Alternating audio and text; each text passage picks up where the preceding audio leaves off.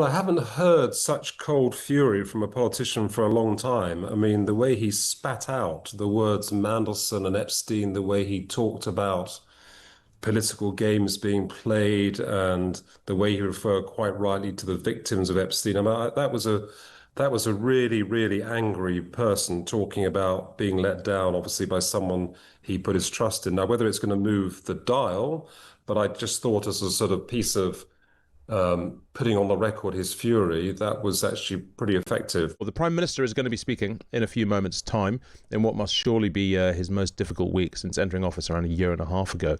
Keir Starmer faces growing pressure from his own MPs over why he appointed Mandelson as US ambassador, despite knowing that the former minister had maintained a relationship with Jeffrey Epstein. So let's speak now to Simon Lewis. He was a former Director of Communications to Gordon Brown in Number 10. Simon, good morning. Good morning, Hugo. Let's talk a bit, Simon, about what it must be like in Downing Street at the moment, because you know what it's like in Downing Street when the Prime Minister is under immense pressure from critics both inside and outside the party. What will the mood be? Well, at the best of times, Number 10 is a bit of a pressure cooker because that's the nature of the beast. So I think anyone who works in Number 10 is used to fast-moving situations and stuff just happening as it has over the last few days. So I think the people who are there will already be kind of used to that pace of events. I think the thing that strikes me always about any crisis like this is the kind of sense of there has to be a denouement, because often when you're in the middle of a crisis, you're kind of thinking, well, what has to happen to move on from this? Sometimes it's a matter of just time elapsing, but sometimes, as we've been hearing this morning, people say, well, someone's got to go, a head has to roll, and certainly I saw some of that when I was working for Gordon Brown at Number 10, but ultimately, it often comes down to making hopefully considered decisions in a very, very high pressure environment. And when someone's in your role, is there a bit of you that's kind of just, I don't know, walking into work like invigorated because it's like this is what we're here for, this is what we do? Or is there a real kind of crushed, defeated lack of morale when things seem to be going so badly? Well, that's a very interesting question, because the answer is actually that you become, and I think this is part of the problem, you become inured. So what you do is you walk into Number 10 and you see another set of headlines about your boss or the policies that you're seeking to promote, and you think, oh, well, another day at the office, where in most organizations that would be, oh my God, what's happening? So my experience in Number 10 and at the palace was, you've got to be very careful you don't inure yourself. You have to say, this is real, this is a big crisis, it's not just another day of bad headlines. And I think the people doing my job now, they have to keep that sense of proportion that for most people, politics is a spectator sport. It's something that they dip in and out of. But if it's on the front page day in and day out, then it's going to cause waves. And I think that's what's probably happening now. That's so interesting. Look, Morgan McSweeney, the Chief of Staff, he's in the crosshairs of some MPs. Would getting rid of him change anything, do you think, in Downing Street now? Well, that's my point about denouement. I suspect what will happen, there'll be a growing sense that, quote unquote, something has to be done, a head has to roll. But as again, we heard in the earlier discussion, when it comes down to it, it's the politicians who make these decisions. I mean, generally, if Prime Minister wants someone to be appointed, he or she gets their way, because that's the nature of the way Number 10 works. So ultimately, the responsibility for big decisions has to rest with the politician concerned. And I just, changing advisors and changing the people around you is often quite a short-term thing to do. I do think one of the problems with Number 10 generally is there just aren't enough, as they say, not grown-ups, but there aren't enough people who've been around long enough to know what it's like to be in Number 10. I think the civil service was slightly hollowed out a few years ago. And if you talk to people in Number 10 now on the civil service side, they say it's a shame, because the quality of people, they're still quality people, but there just aren't enough people of heavyweight status who can have the conversations that you probably need at a time like this. Well, so Keir Starmer is going to be making a speech any moment. We'll probably cut to it in just a minute, but he wants to move on. He wants us to talk about other things. I'm sure a lot of people will think that's sort of slightly absurd, because of course we're not going to talk about other things. But like, is that a sensible strategy? What else can he do? Does it make sense to try and do this, to just sort of change the conversation? I think it is a sensible strategy, because he's the Prime Minister. And I think, again, one of the things I learned from my time in Number 10 is you've really got to compartmentalise. One day you'll be preparing for Prime Minister's questions, and that will be the most important thing on your mind until it's not.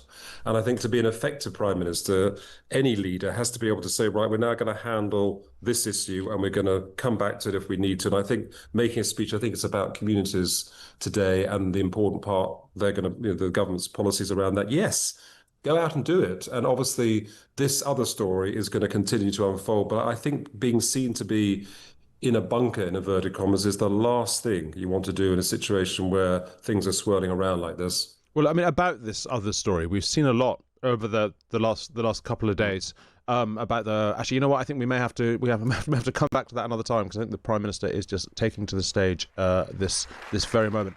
Before he was appointed ambassador, Mandelson was asked directly about the nature of his relationship with Epstein.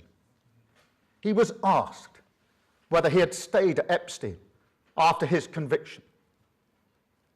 And when, later, further information came to light, he was asked whether he had accepted gifts and hospitality, about whether he had been fully transparent about the relationship. The information now available makes clear that the answers he gave were lies. He portrayed Epstein as someone he barely knew. And when that became clear, and it was not true, I sacked him. Such deceit is incompatible with public service. Let me be clear, no one is above accountability. And no one, however well connected, however experienced, however senior, should hold public office if they cannot meet the basic test of honesty.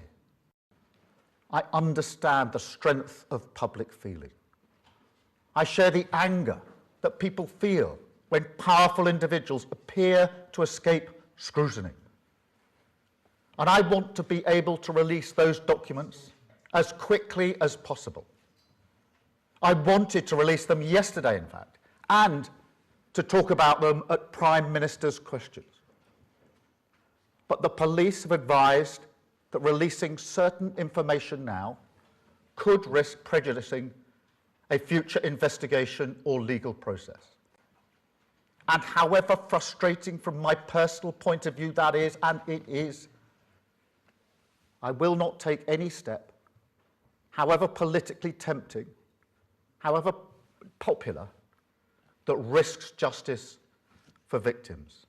Keir Starmer there, speaking in Hastings, choosing to begin his speech with what he must have thought was a sort of tub-thumping defence of his actions over Peter Mandelson and condemnation of Peter Mandelson. He said none of us knew the depth and darkness of the relationship he had with Epstein. He said that the answers he gave when asked about it were lies. He accused him of deceit incompatible with public service. I'm still joined by Simon Lewis, former Director of Communications to Gordon Brown at Number 10. Simon, thanks very much for still being with us. What did you make of that, listening to that?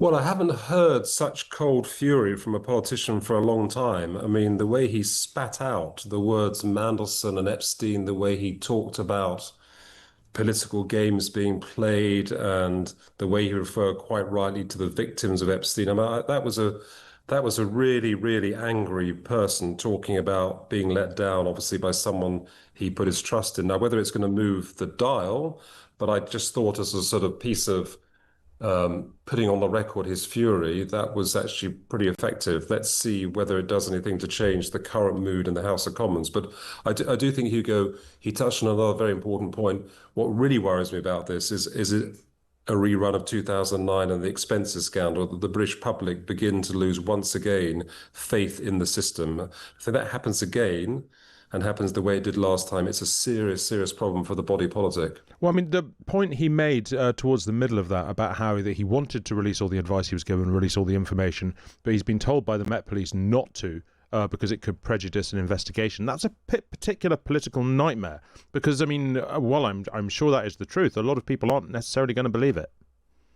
Yeah, and he says that obviously having been a DPP, Director of Public Prosecution, so it's a very specific legal. But I actually think it's more important than that, in that people want to ask themselves, or will be asking themselves, how an appointment like this could have been made, even if all that information was available. When if you just looked at Peter Mandelson's CV, as you would do in a company, and saw that he had actually lost his job twice before, 1998 and early 2000s, why would you necessarily, despite all his talents, make another decision that might end as badly as it had? And that's the issue at the heart of this, I really think. I mean, talk about accidents waiting to happen. That's the reality of it. Yeah, absolutely. Look, Simon Lewis, I really appreciate you being with us and sticking around as well. Simon was a former Director of Communications to Gordon Brown in Number 10. Thanks very much indeed for your time.